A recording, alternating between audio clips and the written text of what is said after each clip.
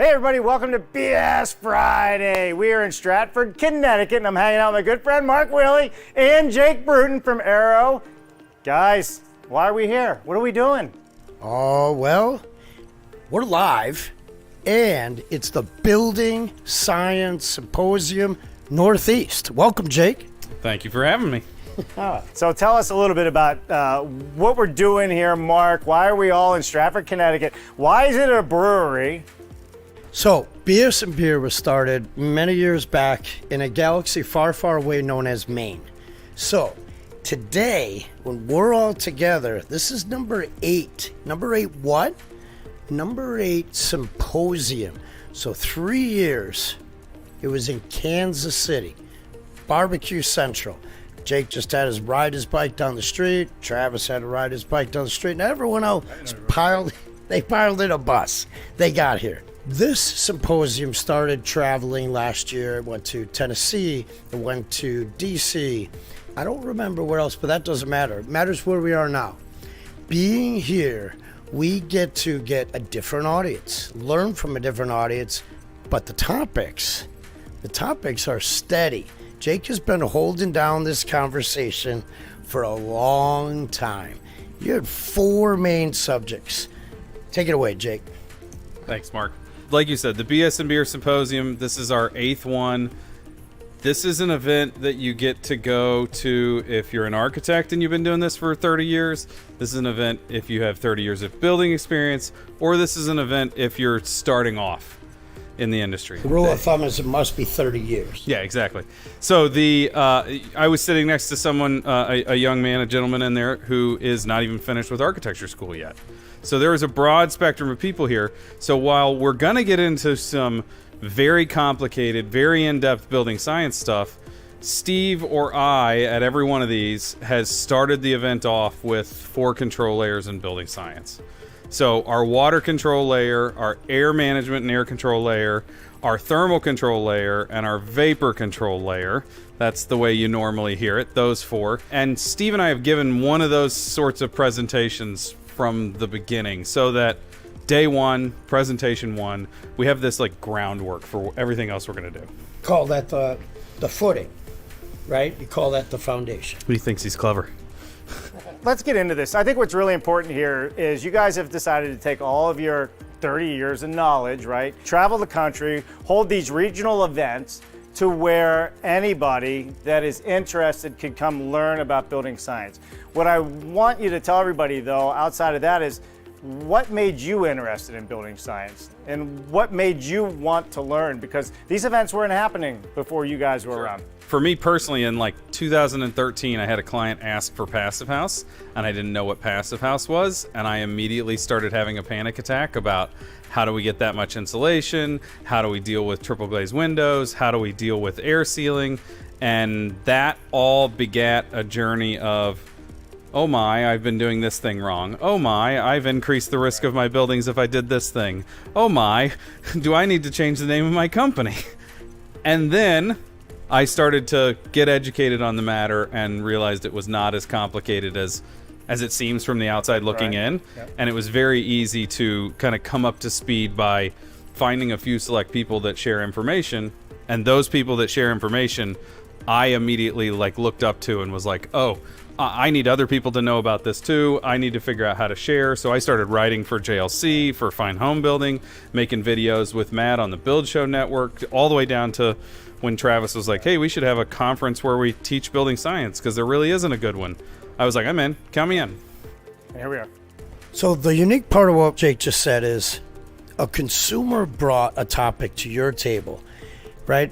And now today, all of us have known each other for a long time, and I would be suspect that a consumer is going to surprise you with things. But you didn't hesitate. You dove in deeper. In fact, you started reflecting on your old work, which is what all of us do, because that's what our experience comes to. But you didn't walk away from it. That deeper dive allowed you to actually stand apart in the marketplace. And he says, Steve, that's Steve at Basic. What he always gives the example is, you think you can't do that? You think that's new? Pick a spot in the country. For instance, Columbia, Missouri. pick that spot. It's happening there. What town are we in Connecticut? Stratford, It's happening Connecticut. here, right? Any place we are, we're going to ask, what town are we in? That town is going to bring up their own ideas of what is important to them. And these professionals deliver why it is important and how to get there after they hear the what. I think the other thing, Dave, that has been super motivating, and as you said, we've done 8 of these now. If you have to teach it to somebody else, you have to have a much better understanding of it. And I've gotten way better at what I do just off of the idea that I'm going to have to put this in a PowerPoint presentation and justify what we're doing to a room full of my peers. And then get asked questions about it. Yeah, and get harassed by people like Steve in the audience. So watching your presentation, you were very comfortable putting your mistakes up on the screen as well and saying, hey, this is what happened, this is what we're learning from. Even though you're looked at as an expert, I mean, you got a successful YouTube channel, you have a lot of people that follow you and, like Mark and the Build Show and all these different things. Mistakes still happen and you're always learning. Would you say that? Absolutely.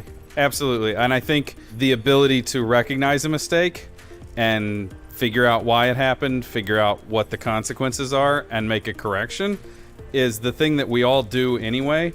But when you actually put your brain into that process, the problem solving, resolve, move forward, every aspect of your business starts to push forward as well. Now we know that standing here with my 10 employees, I can go, remember 2 weeks ago when we were talking about that's what this is again, we're going to do this instead. And every time we go through that process of learning, we come out so much further ahead. Yeah, it resonates, right? The process of learning. So he grouped himself with 2 other professionals. Stephen was mentioned, but Peter Yost, who exists, was mentioned. It's really hard to find Peter Yost. He speaks at certain things. However, on a regular basis, you brought him forward. You guys collectively formed the Unbuilded podcast. Yep. What is your favorite part about that? Because clearly, you guys already have your careers. You already have your families. You're plenty busy. Now you've done that for, 100 some episodes. Why do you do that, and what motivates you?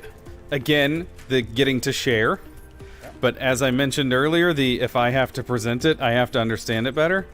When I pitched the idea to Steve and Peter, one of the first things I said was like, I'll be the idiot in the room that asks the questions to get you guys to talk.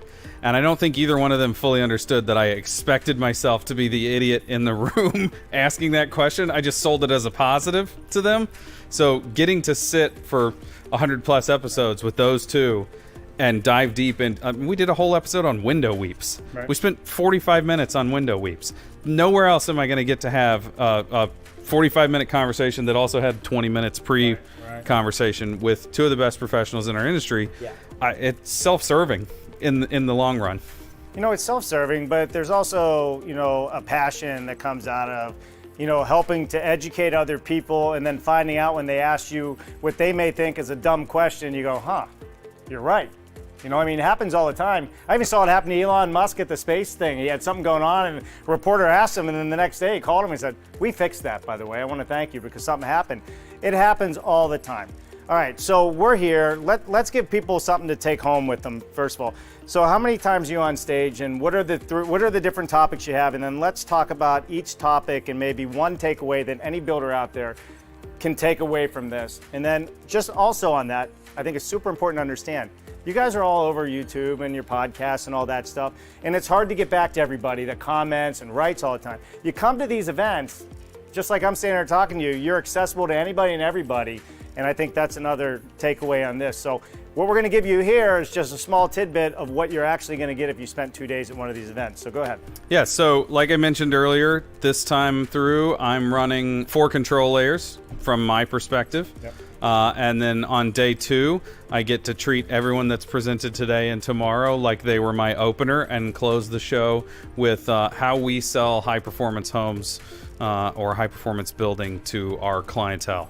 What was the most important takeaway that you think somebody can go home or go back to their job site today and say, we need to fix that? Yeah, I think the conversation about exterior insulation when it comes to vapor control in your assembly and how we can add insulation, warm the assembly, we can stop air leakage, and we can manage moisture with mechanicals, and now vapor isn't a problem, and we don't have to spend the whole conference talking about the big bad vapor monster that really isn't an issue if you're doing things the right way. You're big on measuring, and those control layers he just brought up, you just answered the question that anyone that's following what you're saying will go to. How do you know that's not going to be a problem? And he said it.